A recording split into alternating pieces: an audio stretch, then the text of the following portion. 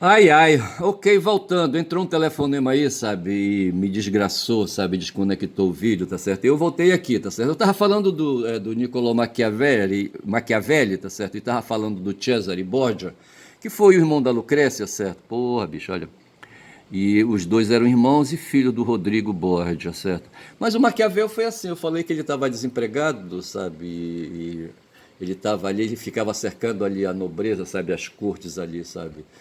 Ali da vida da nobreza. Eu não sei quem era o rei na época, sabe? De Cesare Borgia, ali no reino de Florença. Mas eu sei que Maquiavel estava por lá. E ele era aqui diz que ele foi um filósofo, historiador, tá certo? Poeta, diplomata, músico, tá certo?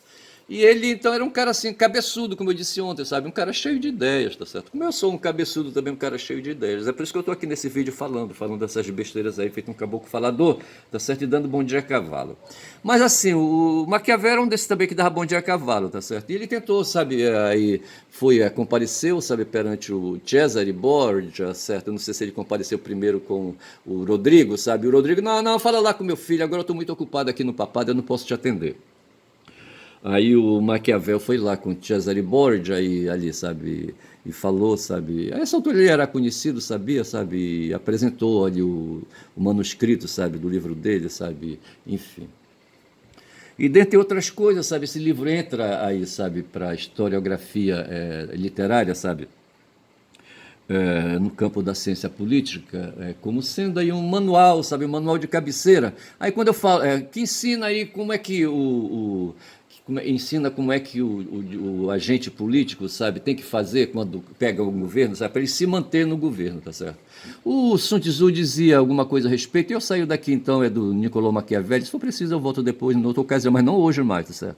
Aqui diz, ontem eu queria falar do Sun Tzu, bom, agora eu devo já, sabe, eu estou no segundo vídeo, tá certo? Fazer o quê? Eu acho que eu vou chamar esse vídeo, sabe, de Sun Tzu. Eu acho que eu já chamei uma vez, não sei, sabe? Não sei se eu vou chamar de Sun Tzu. Poderia, se não chamar de Sun Tzu, vou chamar de Machiavelli. E o Sun Tzu foi um cara também, sabe, foi um general, estrategista e filósofo chinês, tá certo? E por conta de ser isso que aqui diz o que ele era, sabe? Ele era um general, um guerreiro, tá certo? Um cara de armas. Tô vendo aqui a foto dele, tá certo? Tô vendo uma espada medonha aqui na cintura dele. Égua do espadão. Aí, rapaz, sabe, ele era general, estrategista e foi filósofo também, um cara que pensava, que escrevia. Aquele imperador Marco Aurélio, sabe, que viveu no tempo da Pax Romana, já no final do Império Romano Ocidental, o Marco Aurélio, também ele foi filósofo, certo? Era ali general também, general não era rei, certo? Não foi rei, tá certo? Ele foi ali um daqueles nomeados ali, como é que chama? Tem um nome que agora não vem, sabe, para poder comandar exércitos aí, sabe, e fazer guerra aí em nome ali, sabe, do Senado romano. Mas o fato foi que o Sun Tzu escreveu um livro, A Arte da Guerra, tá certo? E como assim, eu já vou parando por aqui porque não me interessa, para invadir, sabe, aí na direção desse pessoal aí, para dizer assim que o Sun Tzu, sabe, foi um cara que pensou, sabe, essa questão da guerra, sabe, da guerra no mundo, de como matar seres humanos, tá certo? Porra, bicho, tá certo? É isso aí, sabe? Porra, é foda, entendeu? Nessa questão aí de apropriação dos excedentes da produção e do trabalho, sabe? Gera aí, sabe, a inimizade, sabe? Gera o confronto, tá certo? Dentro da família, certo? De irmão contra irmão, ou dentro do clã, sabe? De família contra família, tá certo? Ou dentro da tribo de clã contra clã, sabe? É tudo isso aí. Hoje o mundo é como uma aldeia global, como queria McLuhan, tá certo? Tá todo mundo empurrado com todo mundo. O que a gente vive hoje é uma guerra tribal, tá certo? Vivemos em guerras tribais. O pessoal costuma assim, sabe, quando fala lá da África, fala das guerras tribais africanas, se diz até mesmo, sabe, que os corpos negros que eram trazidos aí para o mundo da escravidão eram corpos aí oriundos de guerras tribais. Tá certo? Tem um filme aí sobre, eu não vou lembrar agora o nome, aí, sabe, de duas etnias aí que saíram pra porrada na África, que virou um filme aí, tá certo? Mas no fundo é isso, sabe? E aí as tribos, tem tribos mais aguerridas. Aqui no Brasil, por exemplo, eu ouvi assim, sabe, de longe dizer que havia os botocudos. Eles estão aqui no Pará, os botocudos, sabe? Como é que chamava ali, sabe? ali naquela região, sabe, que emprestou é Cararaú, é o nome com o qual se designa essa tribo aí que agora não vem. Mas eu vou lembrar, tá certo? E se dizer que essas tribos aí eram tribos de índios ferozes, de indígenas ferozes, sabe? Porra, bicho. Eu lembro de um filme aí que eu assisti, Um Homem Chamado Cavalo, sabe? Que havia um cacique, sabe? Um cara fortão assim, sabe? Porra, mestra, minha mãe, sabe, se cagava de medo. Porra, ela foi descendente de indígena, rapaz, pelo que eu sei, tá certo?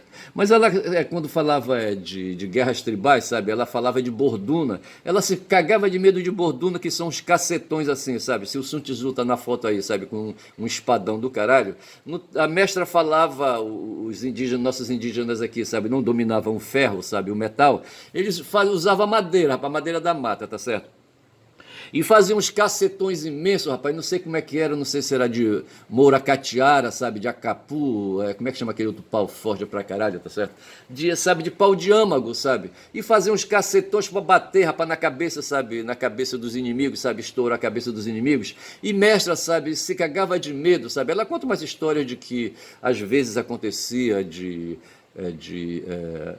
indígenas, sabe, invadirem cidades, sabe, cidades de brancos aí, sabe, de não indígenas, e estourarem a cabeça das crianças assim, sabe, como se estoura a cabeça como se estoura um coco, sabe, um coco descascado assim, sabe, espalhando água para tudo quanto é lado, sabe. Porra, é foda. Ela falava essas coisas assim, sabe, falava de borduna, borduna, borduna pra cá, borduna pra lá, tá certo?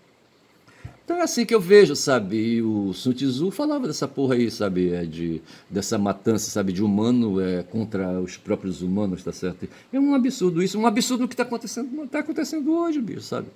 Aqui na vida urbana, aqui no meu entorno, aqui no meu bairro, porque eu não me dou conta porque eu sou um cara que fico trancado dentro de casa o tempo todo, tá certo? E só saio de dia, sabe? De noite eu fico trancado aqui, protegido, entendeu? Mas de cu trancado também, porque tenho medo que alguém invada a minha casa, tá certo? Porra, bicho. E mandei fazer um portão, sabe? Um portãozão. Mas não tem, rapaz, contra o criminoso, sabe? Não tem. O fato é que ali os apropriadores dos excedentes da produção e do trabalho, sabe? Eles são criminosos de regra, sabe? Criminosos de regra. São causadores de ilícitos. Ontem eu falava a respeito disso. Tem os ilícitos, sabe, que procuram por pena, e tem ilícitos que procuram por indenização, tá certo? É o caso aí, sabe, desses caras aí, empresários aí que contratam empregados e assinam carteira, tá certo? E muitas vezes contratam e não pagam os direitos, sabe? Porra, bicho, eu advoguei para trabalhadores, sabe, que tinham os direitos violados, tá certo? E eu ganhei muita causa trabalhista por conta disso. Mas, em geral, partia para o acordo, tá certo? Que era aí, sabe, uma indenização a menor sempre que se faz. O Marx enxergou essa questão. E, nesse caso aí, mesmo nos acordos, há uma apropriação da mais-valia, tá certo? Que é o que faz a riqueza, rapaz, sabe, dos empresários. Não é a mercadoria, sabe, não é as instalações que eles organizam aí, sabe, para vender as mercadorias. Não é, bicho, sabe? O que faz aí o empresário ficar rico, tá certo? Outro dia eu discuti com um cara aqui dentro aqui no bairro, sabe, dentro do supermercado dele, sabe? Que o faz ficar rico, sabe? São os empregados que estavam ali, a casa estava cheia, sabe? Eu não sei, era um final de semana. E eu disse, mas quando, rapaz? O que te faz ficar rico? Eu falei assim, olhando nos olhos dele, sabe? O que te faz ficar rico são os empregados aí que tu tens aqui dentro, sabe? Que vai ver que tu nem pagas salário mínimo para eles. Antigamente se disciplinava essa questão, sabe, de que o menor salário, sabe, no mundo do trabalho é o salário mínimo. Ninguém pode pagar menos que salário mínimo. E eu ganhei muita causa pedindo diferença de salário mínimo. Hoje muitas prefeituras deixam de pagar, sabe, aos seus servidores, professores principalmente, o piso nacional, sabe, o piso nacional do magistério, tá certo? Eu estou numa briga aí, sabe, começaram a sair as decisões, só que aqui no Pará, rapaz, tem um viés aí dentro do tribunal, sabe, que faz aí com que o piso salarial do professor não seja um piso baseado num valor unitário, sabe, num valor essencial mínimo, sabe? Eles querem que o piso salarial, sabe, para o estado do Pará seja o piso do MEC, tá certo? Mais o valor de uma gratificação que eles chamam de gratificação de escolaridade, entendeu? Então é um valor global, um valor, sabe, duplo, entendeu? E eu estou nessa pendenga aí, e o pior é que essa concepção me faz aí, quando eu peço diferenças, sabe? As diferenças que o juiz me dá no piso, sabe? O juiz de piso me dá, elas não acontecem no mundo da efetividade, sabe? Porque lá no tribunal, aqui, eu estou em Belém do Pará e aqui, então, aí, sabe, no tribunal, ali no colegiado do tribunal, onde essas questões são discutidas, tá certo? A concepção é uma concepção que vem de Brasília, tá certo? Da Carmen Lúcia e do Careca Xandão, tá certo? A turma lá, eu acho que não sei, eu acho que é a primeira turma, que decidiu, sabe, que o piso é o piso dos professores, depende, sabe, é o que cada unidade federativa atribui como sendo, tá certo? E aqui no Pará é um misto de piso do MEC, sabe, com o valor da gratificação de escolaridade, tá certo? Porra, bicho. Eu não entendo essas coisas assim, tá certo? Quando já são 10 minutos de vídeo do segundo vídeo. E eu falei aqui do Sun Tzu, tá certo? E foi assim, ele foi esse chinês aí, sabe, que escreveu um livro, A Arte da Guerra, tá certo? Que tem tudo a ver, sabe, com Maquiavel, porquanto Maquiavel também escreveu um livro, sabe, um livro sobre guerra, guerra política, tá certo? E o Maquiavel, a diferença de um e de outro é que um era general e filósofo, certo? O outro era filósofo, certo? E dramaturgo, poeta, diplomata, diz que, tá certo? Porra, é diferente, né? O, o Maquiavel, porra, não foi pra guerra, certo? O Sun Tzu não, era um guerreiro fudido, entendeu? Paro por aqui falando desses dois aí, tá certo? Já chega, tá certo? E e eu falei ontem, rapaz, sabe, quando eu falava falava, eu não sei do que eu falava, mas sim, eu falava do Golbery, tá certo? Teve um cara no regime militar, tá certo? Que ficava ali nos gabinetes, rondando os gabinetes ali, sabe, sendo o guru dos generais, que em geral os generais entendem de guerra, tá certo? Mas tinha um filósofo lá no meio deles, que era o Golbery do Couto e Silva, e que eu poderia pegar, baixar aí, sabe, para ver melhor, porque é o seguinte, eu falava que tem um cara, um jornalista chamado Hélio Gaspari, sabe, e que herdou do Golbery todos os seus escritos, seus diários, sabe, enfim, ali, sabe, o que o Golbery anotava ali, igual o Augusto Helena anotava num caderninho, o Golbery, sabe, entregou os caderninhos dele, sabe, para esse cara, para esse Hélio Gaspari, sabe. E esse cara, se ele fosse um cara honesto, ele abria, sabe, esses cadernos aí para os brasileiros, mas ele não abre, tá certo? Aí eu disse, sabe, que o Golbery, sabe, foi um cara, eu citei assim, sabe, um conselheiro, um frade, um monge, tá certo? Acho que o monge é a palavra mais correta, se bem que o monge e frade me parece que são palavras sinônimas, certo? Mas houve um monge ali para as bandas da Rússia, tá certo? E o nome não vinha, aí eu tive que ir, sabe, no Google, certo? E no Wikipedia, certo? Tá aqui o nome do cara, certo? Era Grigori Lefimovich Rasputin, em russo isso, certo? No russo não, falado. Ele nasceu em Petrogrado, não sei, em 1869, século XIX, certo? Na segunda metade do século XIX. E morreu em São Petersburgo, em 1916, já no século XX, tá certo?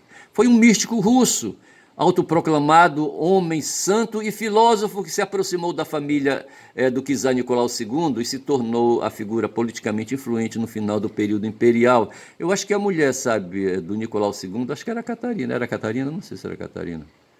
Eu não sei, isso é que ele vivia de aconselhar, rapaz, era curandeiro, olha. Rasputin começou a atuar como curandeiro do czar e do filho da sua esposa, Alexei, que sofria de hemofilia, certo? Porra, o Alexei, tá certo?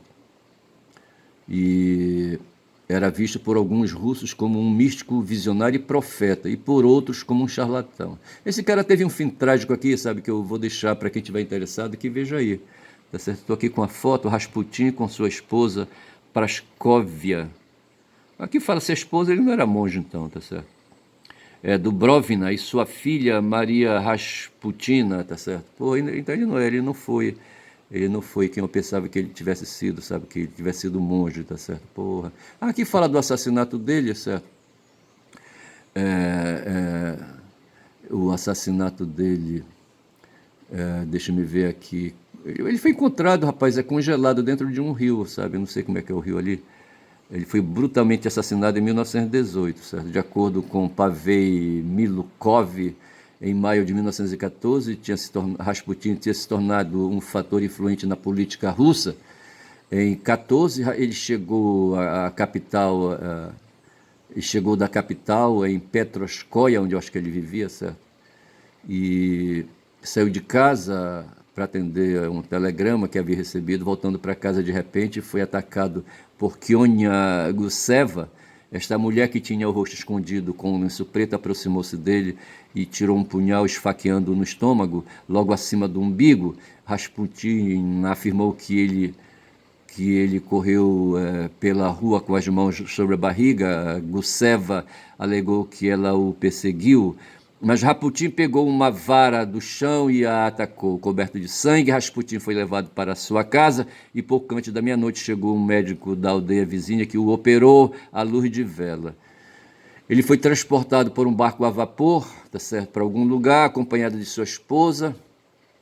O czar enviou o seu próprio médico, certo, e etc, e por aí vai, tá certo. Eu não sei onde é que fala, sabe, que ele foi jogado no rio, tá certo? Mas eu deixo essa história aí, tá certo?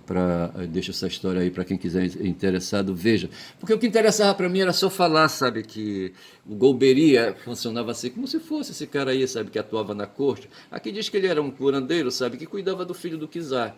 Tá certo? Eu não sei porquê, sabe? Ele não acreditava, o czar não acreditava na medicina do tempo. Cara, o filho dele, tio Alexei, tinha hemofilia, padecia dessa doença aí, sabe? Mas quem cuidava, me parece, era um curandeiro e não um médico, tá certo? Fica aí dita essa história. Aqui eu tô com o resto, sabe, de texto aí, sabe? Sobre as teses sobre Feuerbach que Marx escreveu, tá certo? As teses sobre Feuerbach, bem aqui diz aqui, tá certo? O que foram as teses sobre Feuerbach? As teses sobre Feuerbach são 11 curtas notas filosóficas, tá certo? Então, assim, são textos, aqui então, aí, sabe, as teses sobre Feuerbach é um conjunto de textos, de notas curtas, escrito por Marx, certo? Um texto, um livro, tá certo? Um livreto, que coisa seja, uma brochura, que coisa seja, certo? Foi escrito em 1845, tá certo? Foi publicado por Engels em 1888. O Engels, certo, fez desse livreto aí um apêndice à edição em livro de sua obra. Como diz aqui, sabe, quando ele foi publicado, foi na forma de apêndice, certo? Fez parte, então, de um livro que o Engels escreveu, tá certo? Ludwig Feuerbach e o fim da filosofia alemã clássica, tá certo? E dentro desse livro do Engels apareceu, sabe, na forma de apêndice, aí, sabe, pendurado ali dentro do livro do Engels, certo? As teses sobre Feuerbach. Paro por aqui, que só que eu mesmo queria compreender isso aí, tá certo? O que foram as teses sobre Feuerbach. E aqui, por fim, sabe, aqui fala do Joaquim Silvério dos Reis, eu preciso fechar esse negócio aí, tá certo? Mas o que eu quero é isso aqui, que eu quero dizer que no tempo do Tiradentes, certo? Havia uma insatisfação contra a cobrança aí, sabe, o Estado português no Brasil, a colônia, aí, sabe, o rei fazia ali, sabe, dos lugares aí, sabe, de mineração, aí, sabe, os comerciantes, como é que eu posso dizer, os empreendedores, sabe, os mineradores aí, sabe, que se dedicavam, que possuíam lugares, sabe, de mineração, tinham que pagar aí, sabe, aí um quinto do que eles produziam, tá certo? E havia aí, sabe, outro dia eu li que houve uma tal de devassa, sabe? Na verdade foi uma investigação, como a gente vai ver bem aqui assim, certo? Uma investigação, uma devassa, como sentido meu que tem aí, sabe, de investigação, tá certo? Bem aqui fala, tá certo, de devassa, e diz que devassa foi uma investigação, e que lá em Minas Gerais houve também assim, uma investigação sobre a questão aí, sabe, desse pessoal aí, sabe, que tinha minas aí, sabe, e que vinham aí, sabe, se negando a pagar os impostos, e fizeram uma devassa em cima disso. Acho que devassa pode ser nesse sentido aí, tá certo? E quando aí se descobriu, sabe, que havia uma conspiração entre ali os mineiros, essa conspiração tinha muito tempo, ela corria frouxa no tempo, tá certo? E aí houve um cara, o Joaquim Silvério do Reis, que caguetou, sabe, que delatou o Tiradentes. Esse Joaquim Silveira do Reis era também um dos conspiradores. E aí, para se livrar do apuro, descobriram, sabe, assim, diretamente foram para cima dele e ele mijou para trás. Mas houve um padre também, rapaz, que mijou para trás, tá certo? Um padre que mijou para trás, sabe, e entregou o cara, sabe? Porra, bicho. Ele foi traído 2 vezes, tá certo? O Tiradentes, tá certo? Porra, bem aqui fala, cadê? Ai, ai, aqui tá falando de novo da derrama, certo? Que era uma. Aí, sabe, uma investigação. Não era uma investigação, certo? Era aí, sabe, ali uma cobrança, sabe, que se fazia, que a coroa fazia, sabe, que a autoridade administrativa fazia, marcando de perto os produtores de ouro, tá certo? E a derrama foi esse nome aí que deram aí, sabe, para esse procedimento aí de cobrança, sabe, do quinto, de um quinto do ouro, tá certo? Porra. Eu queria localizar aqui o momento em que eu queria falar de duas caguetagens, tá certo? Eu não sei se eu já joguei para bosta para bosta, sabe? Aqui tá falando, Silvério dos Reis sofreu atentados no Brasil porque sua fama de traidor correu rápida. Com o que fugiu para Lisboa, voltando para o Brasil, foi para o Maranhão, onde sua mulher tinha raízes e lá faleceu em fevereiro. Ele sofreu vários atentados, tá certo? Mas o fato aqui é que bem aqui em algum lugar conta, tá certo, que ele foi caguetado por um padre também, sabe? Mas o padre não tinha intenção, o negócio é que o padre foi apertado, certo? Ele foi apertado e disse, não, ele está bem ali na casa de uma mulher ali. Aí foram lá em cima, sabe, acharam, sabe, ele estava lá, sabe, escondido, num sótão, parece, entendeu? Porra, bicho. E assim, então eu paro de falar do Tiradentes, tá certo? Chega de falar do Tiradentes e vou dizendo por aqui, rapaz, que eu falo de Tiradentes e falo em todo mundo que eu quiser falar, tá certo? Com auxílio aqui da Wikipedia, moleza, tá certo? Mas tem umas coisas que eu anoto aqui também, sabe, que eu consigo produzir da minha cabeça, tá certo? E por aí vai, mas eu não vou falar mais nada não, já falei demais aí, tá certo?